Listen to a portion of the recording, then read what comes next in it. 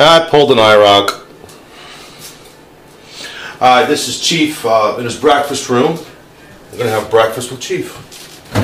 Alright, wanted to go over the review of the LCG 4x4 chassis that I just got. I have a couple questions. As you guys know, this is the body that's going to be going on it. I did order the front bumper, which is coming off of a rally. That should be here. And I ordered 17mm hex adapters. Now all I got to do is get me some GRPs, and I'll have this sitting on wheels. I know there's a couple of other modifications that I have to do. Alright, so let's go over the article and what it said it was supposed to be here. The Traxxas / 4x4 1/10 scale custom black LCG chassis roller with RPM and X-stiff shock spring with bashing new Traxxas low center of gravity LCG chassis. She's beautiful, that's all I gotta say. Stainless steel screws all the way around, ceramic bearings, which is always a good thing. RPM A-arms front and rear, protective sticker on the bottom to keep it from scratching, but I mean, when you're trying for a triple digit, I'm not worried about scratching, I'm worried about wrecking and disintegrating more. So I know that I'm going to have to either remove either the waterproof boxing for the receiver's got to be put somewhere else, or the ESC's got to be put somewhere else, which is supposed to go here, because I'm going to attempt to put the 1/8 motor in here. Now the question that I do have, let me see if I can get a close-up. Please, if anybody can answer me this, is this supposed to have this much play? The center drive shaft seems to have a lot of play in it. I don't know if it's supposed to have that. We'd like to go with a solid drive shaft. Looking for some suggestions on that. That kind of really irritates me. I'm actually, if you guys can give me some comments and let me know if that's supposed to be that much play in it. If it's not supposed to have that much play, I'm going to contact these guys and let's see, where's that piece of paper at? Alright. The name of the company is called RCMax. That's big R, big C, little M, A, X, X, E, D. And their front is on eBay. And that's supposedly all what these people do. So give me a holler, leave a message, let me know if on the 4-wheel drive slash, is it supposed to be that sloppy on the center drive shaft. Other than that, I stopped off at Hobbytown, picked me up some MIPs. These are the front drive shafts. They'll be going up front, get rid of these stock.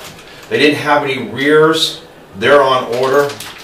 I was actually informed by all of my family members not to purchase any more products from Hobbytown USA, being it this close to Christmas.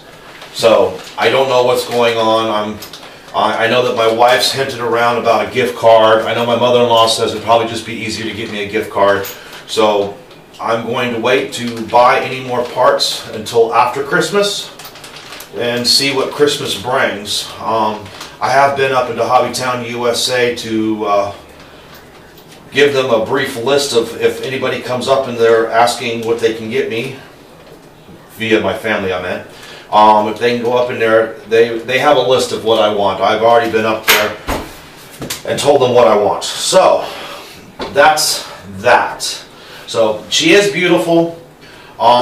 They claim that the dyeing process that they use is supposed to strengthen the chassis. I don't know how that works. I've heard of rumors that, I know working with metal, if you heat up metal to a certain degree, it strengthens the metal. So I don't know if in the boiling process of dyeing the chassis, whether or not that's what they think cooks out the purities, and that's what makes this stiffer. I've heard the argument on both sides of the fence. It makes it more brittle. I don't know if they add a chemical into the dyeing process that helps strengthen it. I don't know. I'm not a scientist. I'm just a humbled human. Anyway, that's the four-wheel drive chassis. Like I said, guys, give me a holler. Let me know if this is supposed to be that loose. Give me some ideas on which company to go through as far as a solid piece. I wouldn't mind putting a solid piece in there. And maybe post some pictures of where you guys that are doing the triple digit club, where you relocate, whether it's the ESC or the waterproof box, where you locate those, because when you put in the 1/8 motor, it's probably going to come out to about this far, easy. So something's got to be moved. And does the balancing of this, when putting the two batteries over here as opposed to putting the bigger motor over here, does that balance out the weight? I'm worried about that too. But anyway, that's enough with that. Let's switch slashes. We're going to go from four-wheel drive to two-wheel drive. I was bashing the other day, PS with no video, and went into a water ravine and the screw backed out. That's fine, because I'm going to put it back up in here longer and put a nut. That's fine, so we'll get that fixed. But one of the biggest problems I was having was my ESC kept falling out. Now, I know everybody kept saying, put the double-sided tape, put the double-sided tape. I've got double-sided tape here. The problem with the LCG / two-wheel drive / chassis is there's these, let me stay out of the way, just long enough for me to film this, alright, thank you. Has these vents right here. This is the only spot, I don't know, I hope we get it on camera. This is the only spot that the chassis can mount to. So I went down to Hobbytown, USA. Yes, I bought another part because Christmas is a ways away, and this is the only thing stopping me from going out and playing with this. Is the RPM, what exactly is this part called? The ESC Cage. That's what this is. It'll help go around this piece here. Give me a second. Give you guys a little close-up of it. Alright, knife time.